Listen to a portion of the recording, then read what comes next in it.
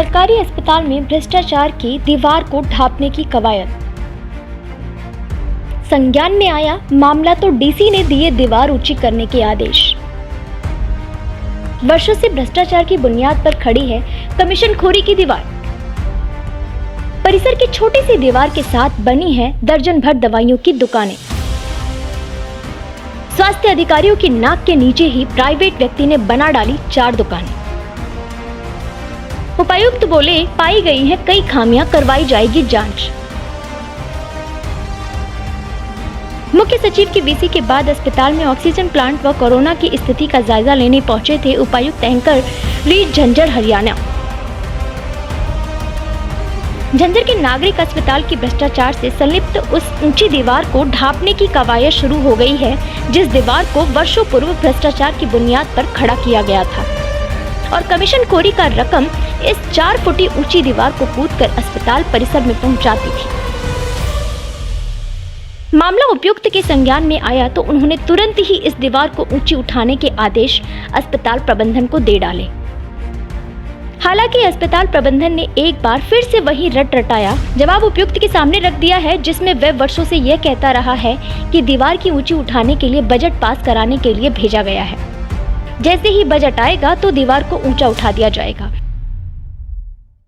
बता दें कि झज्जर के नागरिक अस्पताल में वर्षों से परिसर की 4 फुट छोटी सी दीवार के साथ लगते प्लॉट धारकों ने दुकानें बनाकर उन्हें किराए पर दे रखा है। इन किराए की दुकानों में कई दुकानें मेडिकल टेस्ट तो कई दुकानों में मेडिकल स्टोर कई वर्षों पूर्व खोले गए थे।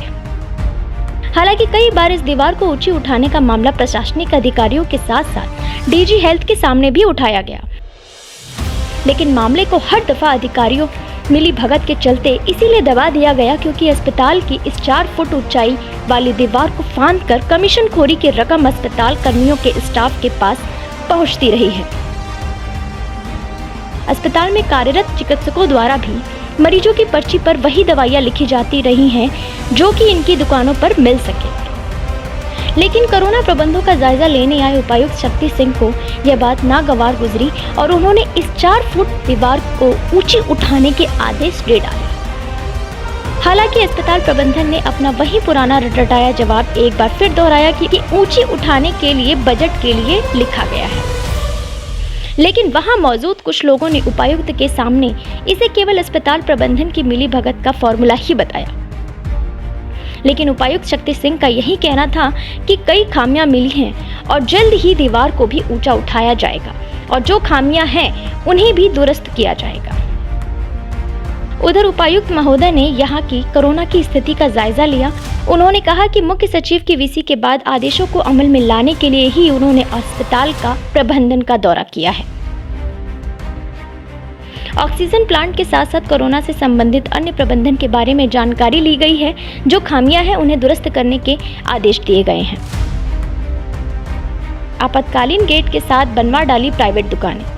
झज्जर नागरिक अस्पताल की वर्षों पुरानी भ्रष्टाचार की बुनियाद पर कमीशनखोरी की दीवार को ऊंची उठाने के लिए देरी क्यों हो रही है, इस बात का जहां अस्पताल प्रबंधन के पास कोई जवाब नहीं है, वहीं अस्पताल प्रबंधन के पास इस बात का भी कोई ठोस जवाब नहीं है कि हुड्डा शासनकाल में दीपेंद्र हुड्डा के प्रयासों से आपातकाल के लिए जो गेट अस्पताल के पिछले हिस्से में खोला गया था उसके साथ प्राइवेट 4 दुकानें किसकी शह पर बनाकर तैयार हो गई हैं।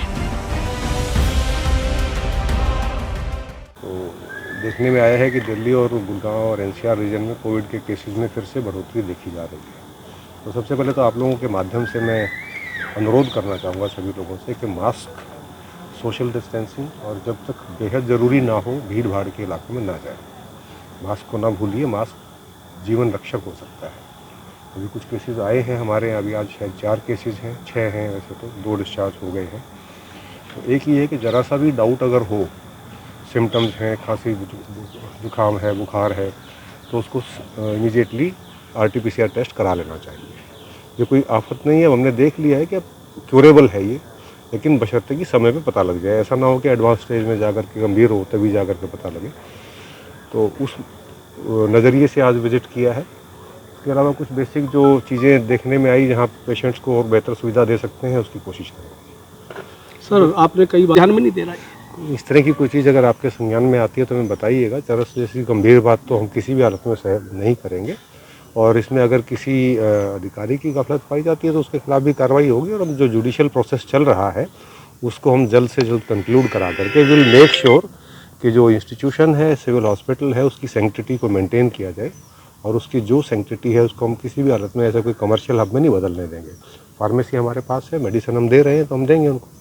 सर मीडिया ये पूछना चाह रहा है हाँ जी। कि ये दीवार जो है वो कितने दिन में हो सकती है, कितने दिन में आप इन चीज़ों में जहाँ पर जुडिशियल प्रोसेस इन्वॉल्व होता है उसमें कोई टाइमलाइन दिया जाना संभव नहीं होता है, लेकिन ये सुनिश्चित है कि जल्द से जल्द कंप्लीट आवश्यक कार्रवाई करके और इसके अंदर जो निराकरण करना है समस्या का वो किया जाएगा। सर एक ब्लड बैंक है, 24 घंटे सैंपलिंग होती है ब्लड बैंक में, लेकिन वहाँ केवल 2 LT हैं। तो क्या 24 घंटे में 2 LT से क्या सैंपलिंग संभव है? फिजिकली तो मुझे लगता नहीं कि 24 घंटे होती होगी। Is it there? 24/7 की होगा अभी तो 12-12 घंटे की शिफ्ट, 12-12 घंटे की शिफ्ट में है। एलटीज कोविड तो पूरा we will have to have some additional staff. We will, कमी है, डॉक्टर्स की भी है। हरियाणा सरकार का रिक्रूटमेंट प्रोसेस चला हुआ है। तब तक के लिए स्टॉप गैप मेजर के लिए मैंने अभी डिटेल्स मांगी हैं। जैसे फिजिशियन हमारे यहाँ नहीं है, पीडियाट्रिक्स का बंदा नहीं है, डॉक्टर्स नहीं हमारे पास, तो उसमें हम आसपास की जो NGO संस्थाएं हैं उनसे भी हेल्प लेंगे, और will take help from the private medical colleges also if required. Interns को बुला करके वी विल मेक श्योर कि OPDs जो हैं आवश्यक सारी की सारी चलाई जाए।